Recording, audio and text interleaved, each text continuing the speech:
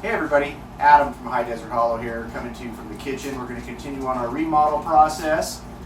What I've got behind me here is this is a false wall built off of the original rock wall, and there's an air gap in there that hasn't been insulated.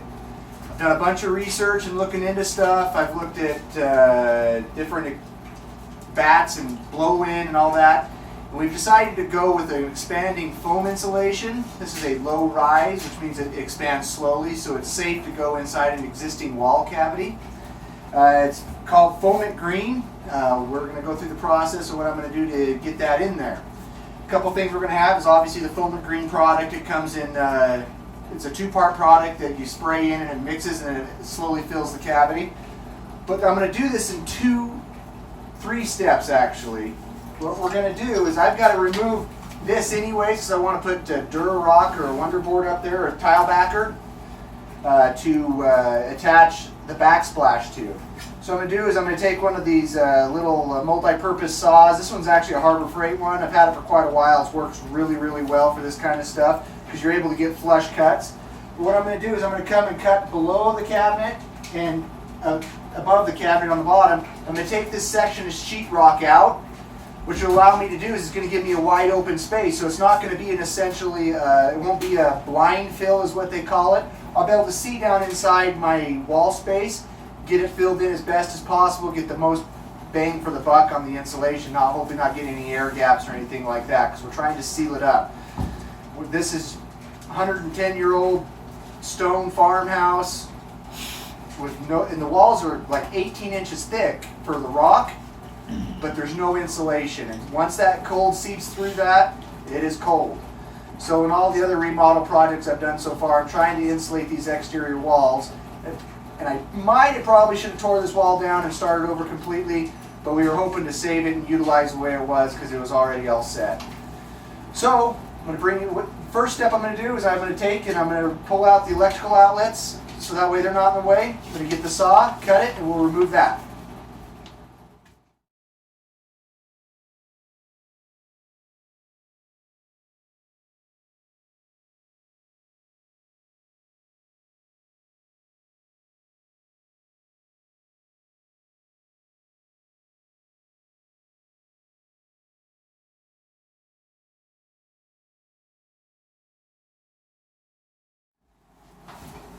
Alright, so as you can tell, we got the section here taken out. I got it all exposed so we can see down inside. A couple other things I've done to prep to be ready to go. Obviously, you can tell I'm in a Tyvek suit to protect my clothes and my skin. I'm going to have some nitrate gloves.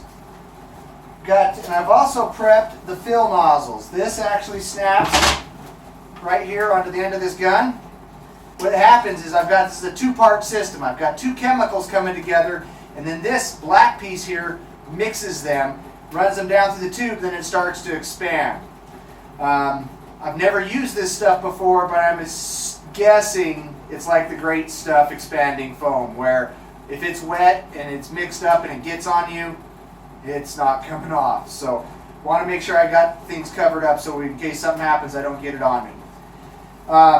I got several of these done up because what it says is after that mixes, I've only got about, if the chemicals stop flowing through the hose, I've only got about 30 seconds and that starts to set up and harden, and then it won't be able to get more chemicals through it. So that's why I've got more. So as soon as I get done with the section and I'm ready to stop filling, I need to pop this nozzle off and get ready to put another one on. What I'll do is I'm going to bring you up closer and try to get you a look down inside the wall as I start to fill this foam up, and we'll see what happens. What we've got is I've got that hose on there, and the way this chemical system works is I've got a yellow chemical and a blue chemical, and they call it the Foamit Green because that's how you know it's working right, is when it comes out and it mixes together, it should be green. So I got the hose down to the bottom there. Let's give it a squirt and see what happens.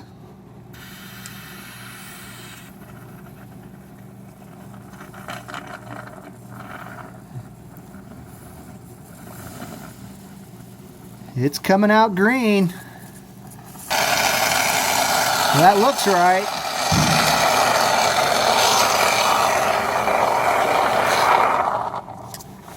Okay, let's move that hose just a little bit.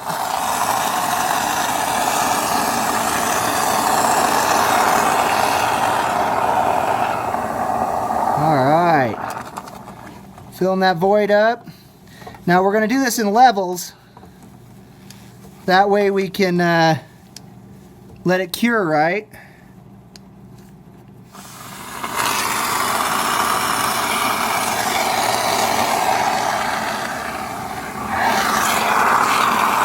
Alright, so we got it filled up to there. I'm going to move to the next spot and keep filling, and we'll come back and check this out. Okay guys, that's after that first fill. It filled up about half the void that I wanted it to. We're going to let this sit for like 20 minutes, let the foam completely cure, and then we're going to come in and put another coat, hopefully bringing it right back up to about just the top of the sheetrock here, which is where I cut it off. And then we'll end up putting the tile backer back on the wall, and we'll go to the top and fill it from there. So pretty cool stuff. It went in pretty slick. I got the first pour in for this part of the wall, and like I say, 20 minutes we'll come back and we'll put a new nozzle on and go through and put the next level on top. They say that the uncured foam will bond seamlessly to the cured foam, so that's why they're wanting to go in levels. It gives it time to expand and finish curing. So yeah, good stuff. Alright everybody, so it's been 20 minutes. This wall's popping and you can hear it curing and all that stuff. What we're going to do is we're going to go back now. We're going to put the next coat on. As you couldn't tell in the last clip because I was showing down inside the wall. Got to make sure you're wearing your safety equipment, glasses, Tyvek suit, stuff like that, gloves. So I've already put the petroleum jelly on here. We're going to snap another mixing nozzle and tube on there. And I've also just got done reshaking the canisters. Want to make sure you keep those mixed up. So what I'll do is I'm going to start on this end and I'll work clear to the other side. And I'm just going to insert this back down in there. You got to be a little bit careful because a lot of these are almost over half full now. So I don't want it to come spilling out over the top, wasting it. So we're going to just kind of go slow and go back and forth until it looks like it's about where we want it.